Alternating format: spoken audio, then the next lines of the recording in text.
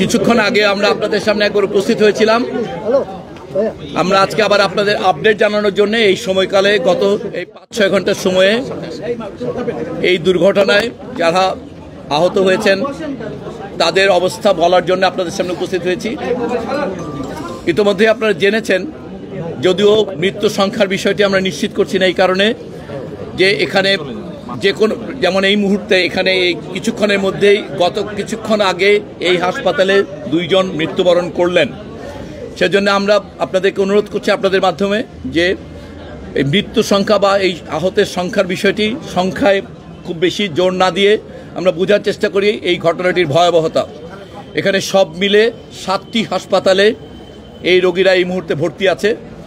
আপনারা ঘটনাটা জেনেছেন যে প্রাথমিকভাবে উত্তরার ওই অঞ্চলের হাসপাতালগুলোতে গিয়েছিলেন, বাট চূড়ান্তভাবে এখন প্রধানত এই ন্যাশনাল বার্ন ইনস্টিটিউটে এবং সিএমএইচে রোগীরা ভর্তি আছেন। এখানে প্রাথমিকভাবে রোগীরা যা এসেছিলেন তার মধ্যে এই মুহূর্তে ভর্তি অবস্থায় আছেন 44 জন। এখানে আমরা মৃত্যুবরণ করেছেন এই সংখ্যাগুলো বলবেন 3 জন এই হাসপাতালে আনার পর। এখান থেকে পাঠানো হয়েছিল 4 জনকে ঢাকা মেডিকেল কলেজে, তার মধ্যে 1 জন মৃত্যুবরণ করেছেন। সিএমএইচে স্বীকৃতভাবে এখন পর্যন্ত আমরা বলছি 12 জনের মৃত্যু সংবাদ নিশ্চিত করা হচ্ছে। সেখানে চিকিৎসাধীন আছেন 25 জন। সব মিলে সংখ্যাটা 88 জনকে আমরা নিশ্চিত করছি যে হাসপাতালে ভর্তি অবস্থায় আছে। মৃত্যু সংখ্যা নিশ্চিত করছি আমরা 17 জন, যদিও এখানে অনেকে কেউ 19-20 বলছেন। এই সংখ্যাগুলো আমরা আমাদের পক্ষ থেকে স্বাস্থ্য পরিবার কল্যাণ মন্ত্রণালয় বা এই প্রতিষ্ঠানের পক্ষ থেকে আমরা নিশ্চিত করছি না, কিন্তু এই সংখ্যাটা ভ্যারি করতে পারে। আমি বারবার বলছি, এখানে প্রধানত চিকিৎসার ক্ষেত্রে আমাদের যে দক্ষতা, এই দক্ষ চিকিৎসক, রক্ত, আনুষঙ্গিক সকল প্রস্তুতি সম্পূর্ণ আছে। এখানে প্রায় 9 জন এই মুহূর্তে আইসিইউতে ভেন্টিলেট করা অবস্থায় আছে এবং আরও অনেক ভেন্টিলেটর এখানে এবং ঢাকা মেডিকেল কলেজে তাদের প্রয়োজন হলে সেগুলো প্রস্তুত করা আছে। রক্তের প্রয়োজনীয়তা সম্পর্কে একটি আপনাদের সকল মানুষের আবেগ জড়িত। অনেক অজস্র মানুষ রক্ত দান করেছেন বা আগ্রহ প্রকাশ করছেন। রক্ত মূলত প্রয়োজন হবে আগামীকাল থেকে, এবং এই হাসপাতালে সাফিসিয়েন্ট যে সকল গ্রুপের যারা এখানে আহত হয়ে এসছেন তাদের জন্যে প্রয়োজনীয় রক্ত আছে। তারপরও আগামীকাল সকাল থেকে এখানকার এবং ঢাকা মেডিকেল কলেজের ব্লাড ট্রান্সফিউশন সেন্টারে রক্তদানে আগ্রহীদের রক্ত সংগ্রহ করা হবে। তবে মনে রাখা ভালো যে আসলে অতিরিক্ত রক্ত সংগ্রহ করে রাখাটা আসলে সত্যিকার অর্থে কোনো প্রয়োজন হবে না। অতএব একটি যুক্তিসঙ্গত সংখ্যক রক্তদানকারী আসলেই আমাদের পক্ষে এটা ম্যানেজ করা ভালো হবে। হাসপাতাল হিসেবে এই হাসপাতাল সিএমএইচ একটা প্রোটেক্টেড কারণ, সেই কারণে সেখানে মানুষের ভিড় কম, অতএব ওখানে ইনফেকশন কম হবে, রোগী দ্রুত সুস্থ হয়ে উঠবে। এই হাসপাতালের সবচেয়ে জটিল রোগীরা আছে। আপনাদের মাধ্যমে সকল মানুষের কাছে অনুরোধ করব, এই হাসপাতালের ভেতরে কেউ প্রবেশ করবেন না। আসলেই শুধুমাত্র ইনফেকশনের কারণে একটা বড় সংখ্যক মানুষের মৃত্যুর সম্ভাবনা তৈরি হবে। অতএব আমাদের চিকিৎসক এবং নার্স এবং সকল যে বন্দোবস্ত তাদেরকে সেবা করার সুযোগ দেন এবং আপনারা দোয়া করেন যেন এই বাচ্চাগুলো বাঁচানোর ক্ষেত্রে আমরা যেন কোনো ভুল না করি, আমরা যেন আমাদের কোনো সামর্থ্যের প্রয়োগ করতে ব্যর্থ না হই। এইটুকুই আপনাদের কাছে অনুরোধ, সমস্ত জাতির কাছে অনুরোধ, আপনারা এই ছোট্ট বাচ্চাদের জন্য দোয়া করেন। আমাদের সকল প্রচেষ্টা, আমাদের সকল চিকিৎসক দল এবং এই ইনস্টিটিউটের পরিচালক আমার পাশে আছেন, ম্যাডাম পাশে আছেন, আমরা সবাই প্রতিশ্রুতি দিচ্ছি আমরা সর্বোত্তম চেষ্টা করব। চিকিৎসকরা সার্বক্ষণিক থাকবেন। আজকে এখানে রোস্টার করা হয়েছে 24 ঘন্টা প্রত্যেকটা টিম, সকল সেক্টরে, আইসিইউ থেকে আরম্ভ করে ওটি থেকে আরম্ভ করে পোস্ট অপারেটিভ, এইচডিও, সব জায়গায় টিম থাকবে। এখানকার প্রস্তুতি সম্পর্কে এখন বলবেন এই হাসপাতালের পরিচালক অধ্যাপক নাসির। এই মুহূর্তে মৃত্যুবরণ করেছে আমরা বলছি যেটা 17 জন, এইটাকে আমরা নিশ্চিত করছি। এর বাইরে আমরা বলছি যে আপনারা জানেন যে আহতের যারা পুড়েছেন তাদের মধ্যে বেশি বয়সী শুধুমাত্র উদ্ধারকর্মী, সেনাবাহিনী, ফায়ার ব্রিগেড কর্মী এবং 2 জন শিক্ষক এবং 1 জন ওই স্কুলের স্টাফ। এছাড়া বাকিরা সবাই শিশু। সো এই শিশুর সংখ্যা 100 বেশি এবং অন্যান্যদের সংখ্যা 15 জনের কাছাকাছি হবে, এটা এক্সাক্ট না। এবং এই 100 জনের মধ্যে অল্প কিছু আছে যারা ইতিমধ্যে চিকিৎসা গ্রহণ করে বাড়ি গিয়েছেন, সে সংখ্যাটা খুবই কম। অধিকাংশই এখন আসলে হাসপাতালে আছেন। এখানে যে 48 জন 49 তার মধ্যে 2 জন শুধুমাত্র অ্যাডাল্ট, বাকিরা সবাই 18-র নিচে। এখানে যারা ভর্তি আছে তাদের কত শতাংশ কিছু বলে আপনাদের? এই বার্ন সম্পর্কিত ব্যাপারটা উনি বলতে পারবেন। তারপর আপনাদের মোটা ধারণা বলছি যে আসলে এই বার্নের যে ধারণা উনি বলবেন বা যেটা বলা হয় এটা একেবারেই প্রাথমিক মূল্যায়ন এবং এটা বাইরে থেকে দেখা। এই ধরনের বার্নের ক্ষেত্রে বাইরের বার্নের পাশাপাশি তাদের যে ইনহেলেশন ইনজুরিটা হয়েছে সেটা কিন্তু পরবর্তীতে তাদের আউটকামের উপরে খুব বেশি প্রভাব ফেলবে। অতএব বার্নের পার্সেন্টেজ যে কত মানুষ ঝুঁকিতে আছে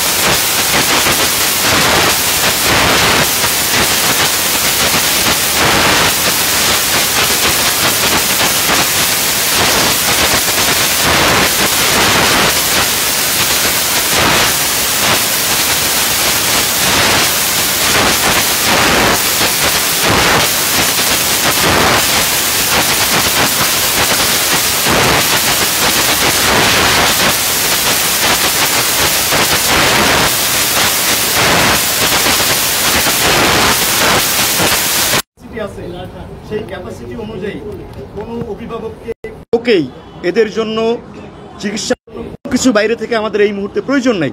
সুতরাং তাদের বাইরে থেকে যে সাপোর্ট, সেই সাপোর্টটা দরকার নাই। তো আমরা আপনাদের মাধ্যমে আবারও বলতে চাই, আপনারাও আহ্বান জানান অযথা যেন এই হসপিটালে ভিড় না করে। কিন্তু একটা জিনিস আপনারা সবাই জানেন, যার স্বজন এখানে আহত হয়ে আছে তারা সবাই এই খোঁজটা নিতে চাইবে। তাদের প্রতি আমরা অমানবিক আচরণও করতে চাই না বা করতে আমরা পারি না। সে কারণে আমাদের যারা আইন শৃঙ্খলা রক্ষাকারী বাহিনী আছে, স্কাউট আছে, তাদের সবাইকে আমরা বলেছি তাদের সঙ্গে অত্যন্ত মানবিক আচরণ করে তাদেরকে বুঝিয়ে বলা তারা যাতে হসপিটালের বাইরে থাকে। ধন্যবাদ। কোনো তথ্য ব্লাডের জন্য কোনো নির্দিষ্ট কোনো একটি কর্নার বা কোনো একটি করেছেন কিনা? কারণ বাইরে প্রায় 9টি টিভি করছে গত 3 ঘন্টায় ব্লাডের প্রয়োজন, আপনারা আজকের মতো শেষ করেছেন নেগেটিভ ছাড়া, কিন্তু এই ব্লাড কে কোথায় নিচ্ছে, কে লিস্ট করছে, অলরেডি একদিনের বাইরে একটি আলোচনা শুরু হয়েছে, এই বিষয়টি আপনারা দেখবেন। ধন্যবাদ। আমরা শুরুতেই বলেছি, আমি নিজে এবং স্যার সহ আমরা শুরুতেই বলেছি যে বার্নের রোগীদের জন্য নর্মালি প্রথম দিন কোনো রক্তের দরকার হয় না, যদিও আলাদা ইনজুরি না থাকে। এখানে পিওরলি বার্ন ইনজুরি, সেজন্য আমাদের আজকে কোনো রক্তের প্রয়োজন হবে না। এবং এই রক্তগুলো লাগে মেনলি আমরা বলি ফ্রেশ ফ্রোজেন প্লাজমা, এবং এটাকে আপনি কোনোভাবেই রোগীর কাছ থেকে বা আগে নিয়ে রাখতে পারেন না, এটা নিয়ে কোনো লাভ হবে না। অর্থাৎ ফ্রেশ ফ্রোজেন প্লাজমা আমাদের এখানে এটাকে আলাদা করবার ব্যবস্থা আছে, আমাদের যে ব্লাড ট্রান্সমিশন ইউনিট আছে, সে কারণে আমরা সবাইকে আহ্বান জানিয়েছি আজকে ব্লাডের জন্য আপনারা কেউ থাকবেন না। যারা দিতে চান রক্ত তাদেরকে আমরা তাদের নাম, মোবাইল নাম্বার এবং রক্তের গ্রুপ দিয়ে যেতে বলেছি। আমরা ওই সেট আপে আমরা প্রয়োজন অনুযায়ী তাদেরকে ডেকে, কারণ একসঙ্গে যদি সবাই আবার কালকে চলে আসে সেটাও কিন্তু একটা প্রবলেম হবে, সেজন্য আমরা আমাদের ব্লাড ব্যাঙ্ককে ওইভাবে রেডি রেখেছি। আমরা সকালে কিছু গ্রুপকে ডাকবো, বিকালে কিছু গ্রুপকে ডাকবো, অর্থাৎ আমাদের ডাক দিলেই কেবল আপনারা আসবেন। কেউ আপনারা অনুগ্রহ করে আমাদের হসপিটালের সামনে এসে ভিড় জমাবেন না, কারণ আমরা ইতিমধ্যে যত মানুষকে নিবন্ধনে পেয়েছি আশা করি তাদেরকে দিয়ে আমাদের রক্তের যে চাহিদা সেটা পূরণ হবে। জি জি যারা আছে তাদের মধ্যে অনেকে আইসিইউতে যাওয়ার উপক্রম হয়েছে, কিন্তু আইসিইউতে আমি যতটুকু জেনেছি আপনার ডাক্তারদের সঙ্গে কথা বলে যে পর্যাপ্ত আইসিইউ সিট নাই বলে না। আপনি যে কথাটা বলেছেন এই কথাটা মোটেই সত্য নয়। আমি নিজে সবকিছু দেখে আসছি। আমাদের আইসিইউতে এই মুহূর্তে যে রোগীগুলো আছে আইসিইউতে, সেগুলো আইসিইউতে দেওয়ার মতো সেগুলোকে আমরা দিয়েছি। আমরা আইসিইউতে অতিরিক্ত সিটের ব্যবস্থাও রাখা আছে, যদি প্রয়োজন হয় শিফট করার ব্যাপার আমরা অবশ্যই সেটা শিফট করব। কতটা সিট আছে আইসিইউ ক্যাপাসিটিটা? আমাদের নরমাল আইসিইউ ক্যাপাসিটি হচ্ছে 20টা। এর বাইরে আমাদের এইচডিইউ আছে, যেটাকে আমরা বলি হাই ডিপেন্ডেন্সি ইউনিট। এবং আরেকটা কথা আপনাদের বলি যে এই জিনিসটা আপনাদের পক্ষ থেকে যেন মানুষকে এই কথাটা না বলা হয় যে আইসিইউর অভাবে রোগী হচ্ছে, কারণ আইসিইউটা সব চিকিৎসার জন্য সবার জন্য জরুরি না। না না, মানে যে পেশেন্টের দরকার হবে, যেমন আইসিইউতে আইসিইউ সম্পর্কে আমি বলি, এই ব্যাপারটা হচ্ছে যে অক্সিজেন সাপোর্টের জন্য আমরা দিয়ে থাকি, আর ভেন্টিলেশনের ব্যাপারটা একেবারেই আলাদা। ভেন্টিলেশন আমার এখানে 20টা ভেন্টিলেটরি সাপোর্ট আছে, যাদের প্রয়োজন হবে। আমরা এই মুহূর্তে আমাদের ম্যাক্সিমাম রোগী আছে, কিন্তু সবার কিন্তু ভেন্টিলেটরে দেওয়া নাই। এই রোগীগুলোকে transferable from ICU to HDU, HDU to ICU, অর্থাৎ প্রয়োজন অনুসারে আমরা রোগীগুলোকে যার যেখানে নেওয়ার দরকার সেটা নিব। এইটা নিয়ে কোনো প্যানিক হওয়ার কোনো বিষয় নাই। ধন্যবাদ। আর কিছু যদি আপনাদের বলার থাকে? 44 জন রোগী ভর্তি আছে, জি কন্ডিশনটা যদি আপনি না, স্যার অলরেডি বলেছেন আমাদের নিয়ারলি মানে 50%-এর মতো রোগী আসলে আমরা যেটাকে বলি প্রাইমারি ক্রিটিক্যাল কন্ডিশনে আছে। কিন্তু একটা কথা আপনাদের সবারই আপনারা জানেন, তারপরে আমরা আবারও বলছি, বার্নের পেশেন্টগুলো রি-ইভ্যালুয়েশনের দরকার হয়। হয়তো প্রাইমারি অ্যাসেসমেন্টে আমার মনে হচ্ছে 40%, এটা রি-ইভ্যালুয়েশনের পরে এটা 30-এ যেতে পারে, 45-এও যেতে পারে। সেই কারণে আমরা এই সংখ্যা তত্ত্বের যে ব্যাপারটা, সেই ব্যাপারটাতে আমরা বলবো যে 50%-এর বেশি যে রোগীগুলো ভর্তি আছে তারা আমাদের প্রাইমারি ক্রিটিক্যাল কন্ডিশনে। বাকি যারা আছে তাদেরকে আপনি ক্রিটিক্যাল কন্ডিশনে না বললেও যে বিষয়টা অত্যন্ত গুরুত্বপূর্ণ, একটা 20%-এর পেশেন্ট, ইভেন 15%-এর পেশেন্ট যদি ক্রস ইনফেকশন হয় তাহলে কিন্তু সে যে কোনো মুহূর্তে খারাপ হয়ে যেতে পারে। অর্থাৎ সেপসিস ডেভেলপ করলে 5%-এর রোগীও অনেক সময় কিন্তু জীবনের আশঙ্কা থাকে। হ্যাঁ, এবং সেই কারণে আমরা বারে বারে যে কথাটা বলছি যে আমাদের এইখানে আপনারা ভিড় কম করবার জন্য আপনাদের পক্ষ থেকে আহ্বান জানাবেন। এইটা আমি মনে করি আপনাদের জন্য অত্যন্ত একটা ভালো কাজ হবে আপনারা যদি কিছু মানুষকে মোটিভেট করে তাদের হসপিটাল থেকে দূরে রাখতে পারেন। পরিচালক মহোদয়, আমার একটা প্রশ্ন, সেটা হচ্ছে যে আইএসপি এর তথ্য অনুযায়ী এই ইনজুর সংখ্যা হচ্ছে 171। প্লিজ আমি এখানে আমার কথা শুনেন, স্যার বলেছেন, আমার কথা শুনেন। যদি আমরা চিকিৎসা নিয়ে কথা আসে, সেই চাপটা আপনারা নিতে পারবেন। এক্স্যাক্টলি, আমার এখানে নিচের যে 30টা বেড আছে সেই বেডের ম্যাক্সিমাম বেডই আবার রেডি করে রাখা আছে। If any new patient comes আমরা will be able to provide it. আমরা অলরেডি ডান। রক্তের যে বিষয়টা আপনি বলেছেন, বাইরে আমরা দেখছি গণহারে রক্ত নেওয়া হচ্ছে, এটা নিয়ে প্রশাসন আমাদের আপনাদের উদ্দেশ্যে আমাদের বলা, আমাদের অফিসিয়ালি আমরা কেউ রক্ত নিচ্ছি না। যারা বাইরে রক্ত দিচ্ছে বা নিচ্ছে এটা সম্পূর্ণ আমাদের এখতিয়ারের বাইরে এবং আমরা এটাকে মানে কোনোভাবে এনকারেজ করছি না। আমাদের নির্দিষ্ট ব্লাড ব্যাংক আছে, এই ব্লাড ব্যাংকে তারা রক্ত নেওয়ার ব্যবস্থা করা হয়েছে। আজকের মতো এটা শেষ, আগামীকাল নেবে। এবং একই সঙ্গে ঢাকা মেডিকেলের ডিরেক্টর স্যার, ওনাদের সঙ্গে আমাদের কথা আছে। আপনারা যদি কেউ কখনো দিতে চান, আগামীকাল গিয়ে সে ঢাকা মেডিকেল এবং আমাদের এখানে বাইরে আপনাদের সবার প্রতি অনুরোধ, আপনারা বাইরে কোথাও রক্ত দিবেন না, এটা কিন্তু মোটেই সেফ না। আপনারা প্রশাসনিকভাবে যদি ব্যবস্থাটা নিতেন, ওদেরকে যদি স্যার একটু বলবেন, স্যার একটু প্লিজ। এটা মূল সমস্যাটা আমরা বলছি যে আমরা যারা আসছে রক্ত দিতে তাদের আবেগের প্রতি শ্রদ্ধা জানিয়ে আমরা আসলে কোনো রকম যেটা বলছেন প্রশাসনিক বা আইনি কোনো ব্যবস্থা নিচ্ছি না, কিন্তু আমরা বারবারই অনুরোধ করছি আমাদের স্বেচ্ছাসেবকরা এবং আপনাদের মাধ্যমে যেন এই দুটো প্রতিষ্ঠানের ট্রান্সফিউশন বিভাগ, যেন এই দুই প্রতিষ্ঠানের ট্রান্সফিউশন মেডিসিনে দেওয়া রক্তই এই রোগীরা পাবে, এটা জানার পরে কেউ যেন ওই জায়গাগুলোতে রক্ত না দেন। এছাড়া আসলে এটাকে বল প্রয়োগ, আইন প্রয়োগ বা প্রশাসনকে খাটিয়ে করলে এটা আসলে মানে এই ঘটনার সঙ্গে এর আবেগের সঙ্গে মানানসই হবে না, বিধায় আমরা আসলে শক্ত কোনো পদক্ষেপ না। আমাদের আইসিইউতে যে রোগীগুলো আছে তাদের বেশিরভাগই শ্বাসনালীতে পড়া। এর বাইরেও আইসিইউর বাইরেও কিছু রোগী আছে এইচডিউতে, তাদেরও শ্বাসনালী পড়া। এবং আমি বললাম যে এগুলো কিন্তু ইন্টারচেঞ্জেবল।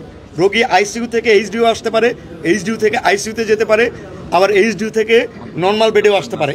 এইটা কিন্তু একেবারে একটা ডাইনামিক প্রসেস। আপনি এখন একরকম হতে পারে, আধা ঘন্টা পরেই আর এক রকম হতে পারে। এবং সেই জন্য আমাদের ভিজিলেন্সি যেটা একেবারে 24 আওয়ার্স থাকবে, এইটুকু স্যার বলেছেন। আমরা শুনেছি পাইলট মারা গেছে, আপনি কি বুঝেন? মানে ভেন্টিলেশনে দেওয়া আছে, রাইট? এই মুহূর্তে 2জন ভেন্টিলেশনে দেওয়া আছে। সাংবাদিকদের আসার ক্ষেত্রেও মানছি যে সিচুয়েশনের কারণে যেহেতু লোকজন আসা, অনেক লোক আসছে,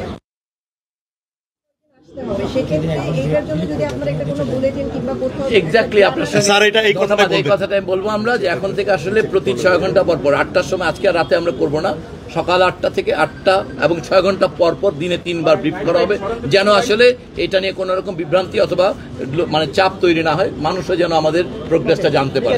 আমরা এইখানেই